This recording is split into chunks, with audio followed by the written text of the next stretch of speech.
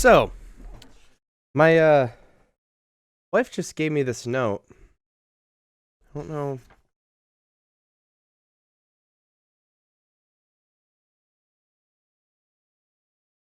Is the stack empty? Check yes or no. Hi everybody, I'm Ryan. Magic Twitter has had yet another scandal. And I want to talk about what people are talking about with the "is the stack empty" meme and the Sheoldred talk and trigger talk. In a serious note, and then I think it'd be fun to just look at some of the memes that have stemmed from it, which is a way better talk. So I'm going to abbreviate the story, but you can see the explanation here in a twit longer.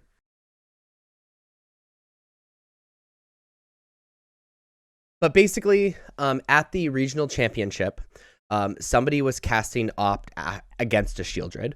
They cast Opt, they resolve Opt. Their opponent does not acknowledge the Sheoldred trigger after acknowledging the Sheoldred trigger in a timely manner the entire game. And then the opponent thinks for a bit and casts a second Opt. After that Opt resolves, his opponent basically says, okay, you take 4. Now, naturally, the player that cast the Opt called a judge because they felt like they missed the first trigger. So the judge explains that by casting the second Opt, it's assumed that you are responding to the Sheoldred trigger, so they can do, the just lose 4 after the Opt resolves. In having that conversation with the judge, the player asks what I should do to make sure that doesn't happen in the future. And the question that the judge told the player to ask is the stack empty? Which is a weird thing because then it would also tip off the opponent that the stack is in fact not empty. So there are a few things going on here. So first off, for people that don't know, in competitive REL and professional REL, you are allowed to miss triggers, even non-May triggers. Whether you agree with that rule or not is a moot point at a regional championship.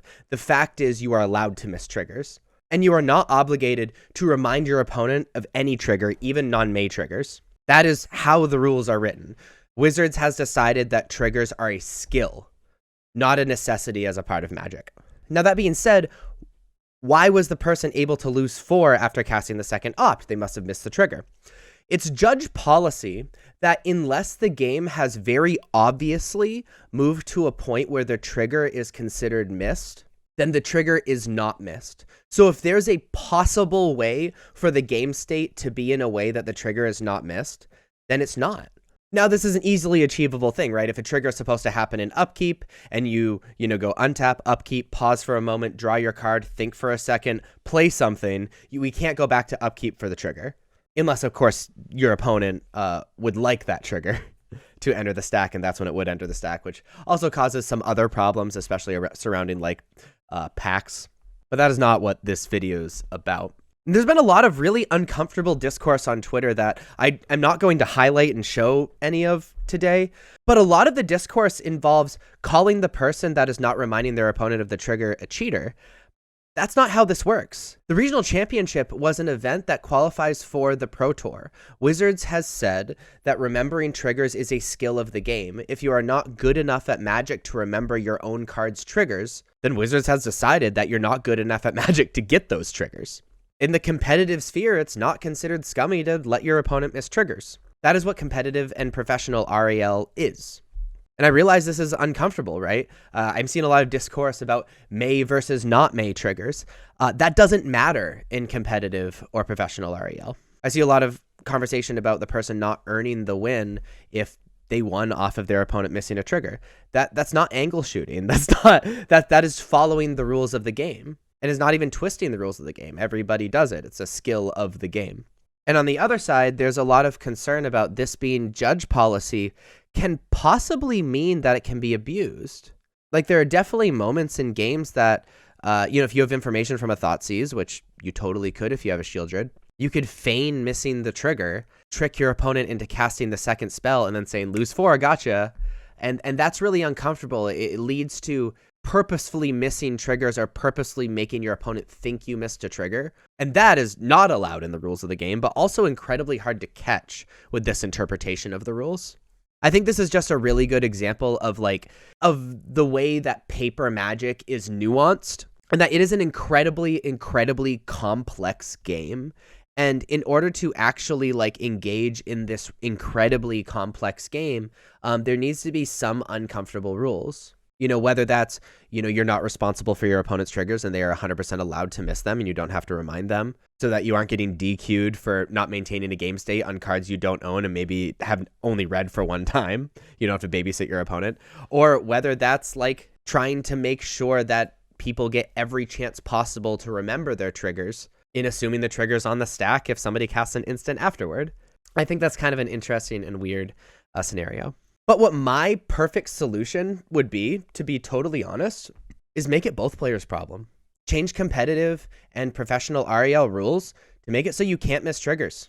I was originally on the side of missing triggers being okay, and frankly, I will still be allowing my opponent to miss triggers as long as it is a rule of the game that Wizards has said it is a skill of the game. But I think the rules should be changed. I think the rules should be that you are responsible for both yours and your opponent's triggers. Now, I originally thought like, hey, my opponent's cards I might not be familiar with. But frankly, if you're playing at a competitive Magic event or a professional Magic event, you should know what the cards do. And if you don't, even your opponent's cards, maybe that should be a skill of the game. Because if that's a skill of the game, at least proper Magic Online / Arena style game states can be maintained. And so I think the rules should just change so it's both players' problems. And if you don't do it as a game warning to both. Unfortunately, that's not the case at the moment. And I don't think the judge was in the wrong. I don't think either player was in the wrong. I don't think any angles were shot. I think everybody is in the right. But it's just a weird solution to such a nuanced game. But what I wanted to do is look at some of the funny memes that have popped up on Magic Twitter, because holy moly, they've been wonderful. Magic Judge. Hey, you guys, how can I help? Player, stack's empty. Magic Judge, what? Player, cracks knuckles and points at Sheoldred. Stack's empty. Just kill Sheoldred. Duh. Sheoldred's cat, where the trigger isn't on the stack until you ask about it. When your opponent draws a card with Sheoldred in play, it pops up on the screen and automatically resolves. Duh. Magic Online Arena. How do you forget the Sheoldred trigger? It's like the most stressful thing in paper Magic right now. I totally agree with this, by the way. Honestly, as far as I'm concerned with that, like Sheoldred and Ledger Shredder, there's so much responsibility from casting those cards. It is wild how responsible you need to be with either of those cards. If you have a Sheoldred in play, every time I've cast Sheoldred or Ledger Shredder, that is all I'm thinking about. It's so crazy to not miss the trigger. I'll untap Upkeep. Is the stack empty? Yes. Okay. Cast Collected Company. This is combining two memes. Two of the memes. This is referring to the Angels player that was DQ'd for having marked cards and wildly bent foil cards for casting a Collected Company in the upkeep to grab a card that they saw on top of their deck that happened to be a very good card rather than drawing it so they could get it off Collected Company. Yeah, it's a good one. Play land for turn. Is the stack empty? Fetch. Is the stack empty? Thoughtseize you. Is the stack empty? I think that's just going to be every paper Magic tournament from here on out, right? Because the issue is, so the issue with this thing, and this is not a funny part, the issue with it is that if you don't ask after every game action, then when you do ask, the stack is definitely not going to be empty, right? And so if this is the solution to all of this, to just ask if the stack is empty, that's not a good solution, right? That's a tough scenario. Because I can't only ask when they missed a trigger. You need to mix in other things to ask. Or, they're just going to, look for triggers when you ask, oh, never mind, right? And now triggers are no longer a skill of the game. So, what are the rules? Are you a stack half empty or a stack half full type of player? You have to ask your opponent if the stack is empty after they say sure. Then you have to ask them if they're sure the stack is empty. Then you have to say, are you sure? I think you might have missed something in there, Chief. Then after all that, you can resolve it. I think that's my favorite one. This is like the Borborygmos fiasco, but even dumber, man. This is a weird scenario and is just a product of how competitive Magic and professional Magic go, and people not understanding how competitive and professional Magic are played, and against the nuanceness of Magic being tried to actually execute. That's really tough. If you like this video, kind of pointless video, but I think interesting nonetheless, be sure to like and subscribe. Check me out on social medias. Links are above me in the description. Please do not start a flame war in the comments. I hope I explained things reasonably well.